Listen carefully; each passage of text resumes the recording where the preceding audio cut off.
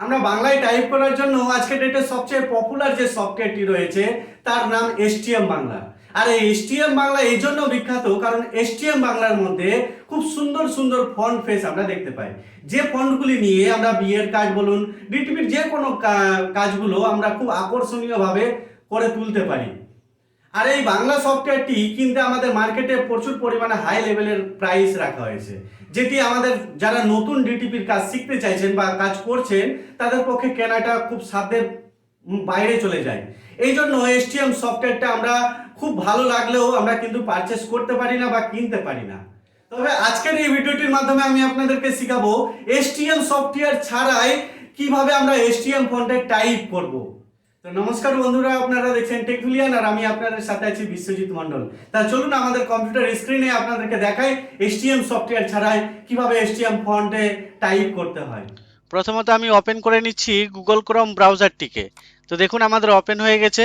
এই জায়গাতে আমরা লিখব লিপি ঘর। দেখুন লিখছি আমি লিপি ঘর।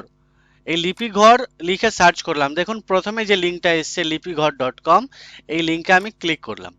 ক্লিক করা মাত্র দেখুন আমাদের ওয়েবসাইটটা ওপেন হয়ে গেছে, লিপি ঘরের ওয়েবসাইটটা। তো দেখুন আর কি কি কাজ করছি। এবার আমি কিবোর্ডে ক্লিক করব। দেখতে পাচ্ছেন সবচেয়ে উপরে আছে কিবোর্ড। এই কিবোর্ডে ক্লিক করলাম। কিবোর্ডে ক্লিক করলেই দেখুন কিবোর্ড ওপেন হয়ে গেছে। কিবোর্ডের যাবতীয় যা আছে লেখা সব ওপেন হয়ে গেছে। এরপরে একটু স্ক্রোলটাকে নিচে নামাবেন। তারপরে এই জায়গা থেকে কিম্যান ডাউনলোড করতে হবে, মানে সফটওয়্যারটা। তো আমি উইন্ডোজ 10 এর জন্য এইখান থেকে আমি ডাউনলোড করব। আপনার যদি 7 হয় তো উইন্ডোজ 7 এর জন্য এখানে ক্লিক করবেন, যে ডাউনলোড করবেন। তো আমি এখানে ডাউনলোডে ক্লিক করলাম। ডাউনলোডে ক্লিক করার পর দেখুন আমাদের আরেকটা স্ক্রিন ওপেন হয়ে গেল। এবার এখানে লেখা আছে লিপি ঘর সার্ভার থেকে ডাউনলোড করুন আর কিম্যান সার্ভার থেকে ইনস্টল করুন। তো আমি লিপি ঘর সার্ভার থেকেই ডাউনলোড করব। তো ডাউনলোডে আমি জাস্ট ক্লিক করছি। এই দেখুন ডাউনলোডে ক্লিক করার পর আমি যেখানে ডাউনলোড করে রাখবো সেই লোকেশনটা চুজ করে নেব, কোথায় আমি ডাউনলোডটা করে রাখতে চাইছি। তো আমি সফটওয়্যার কালেকশনের এই জায়গাতে একটি নতুন ফোল্ডার বানিয়ে নিচ্ছি। নাম দিয়ে দিচ্ছি লিপি ঘর, লিপি ঘর কিবোর্ড, কিবোর্ড নাম দিয়ে দিলাম। এবার এর মধ্যে আমি সেভ করে রাখবো সফটওয়্যারটা। তো দেখুন এখানে সেভ করলাম। এবার আমাদের ডাউনলোড দেখুন খুব তাড়াতাড়ি ডাউনলোড হয়ে যাবে। এই দেখুন ডাউনলোড হয়ে যাচ্ছে দেখুন।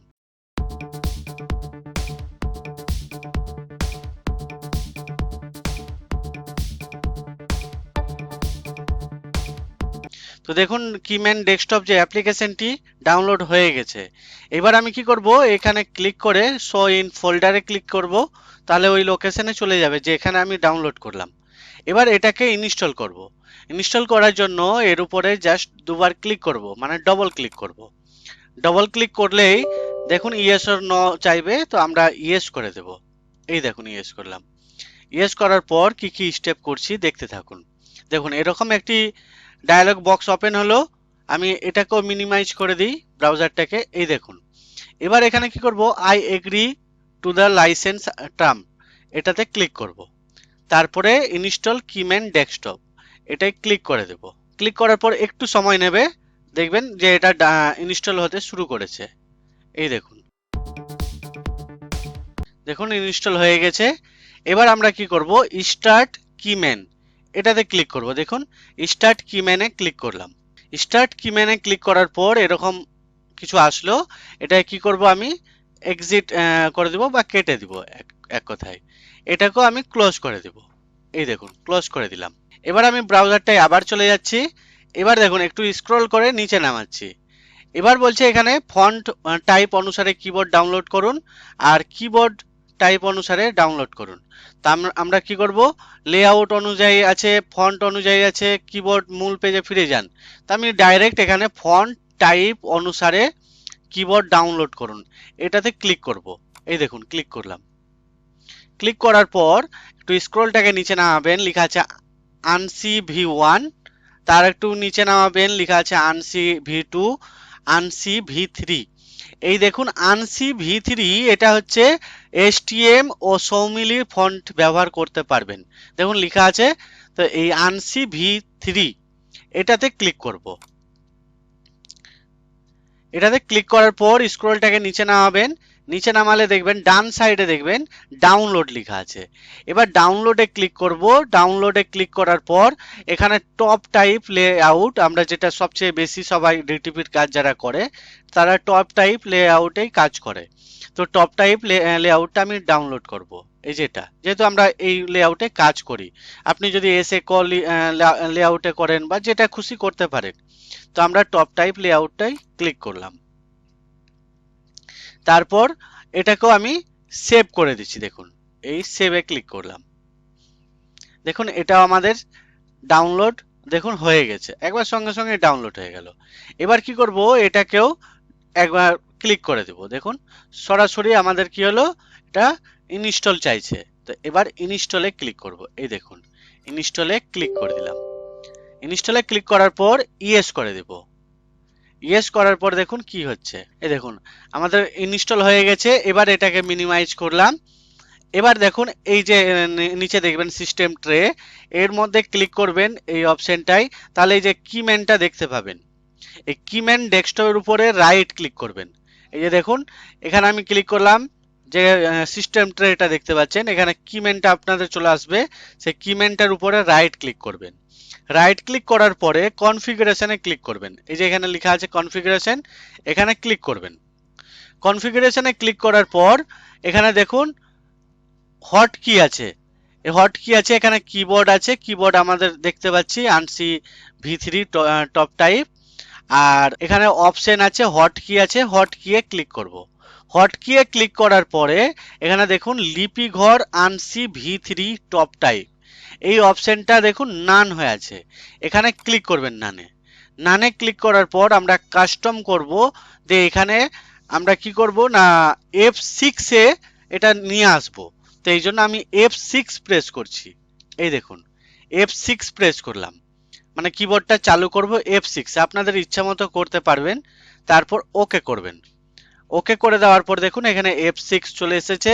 এবার ওকে করে দিচ্ছি। ওকে করে দেওয়ার পর আমরা কি করব, কিম্যানটাকে চালু করব। চালু করে দেখি F6 এ হচ্ছে কিনা। দেখুন আমরা F6 প্রেস করছি, এখানে লক্ষ্য করুন F6 যখনই আমি প্রেস করছি এখানে দেখুন লিপি ঘরের চিহ্নটা চলে আসলো। এই দেখুন লিপি ঘরের চিহ্নটা লয়ে হস্যিকার এরকম চালু হয়ে গেছে। তার মানে কি আমাদের চালু হয়ে গেছে। আপনাকে প্রথমত চালু করতে হবে। চালু হয়ে গেছে এখানেও দেখতে পাচ্ছি। এবার আমরা ফটোশপ ওপেন করব। তো ফটোশপ চলুন আমি ফটোশপ ওপেন করে নিচ্ছি। Adobe Photoshop CC. এই দেখুন আমাদের অ্যাডোব ফটোশপ সিসি ওপেন হয়ে গেছে। এবার চলুন আমি একটি নতুন পেজ নিয়ে নিই, ক্রিয়েট নিউ। ক্রিয়েট নিউ এ ক্লিক করার পরে এখান থেকে একটি নতুন পেজ নিয়ে নিচ্ছি, ধরুন এই কাস্টম পেজ এটাই নিচ্ছি। ক্রিয়েটে ক্লিক করলাম। তো দেখুন আমাদের পেজটা ওপেন হয়ে গেছে। এবার লেখার জন্য টাইপ টুলে ক্লিক করব।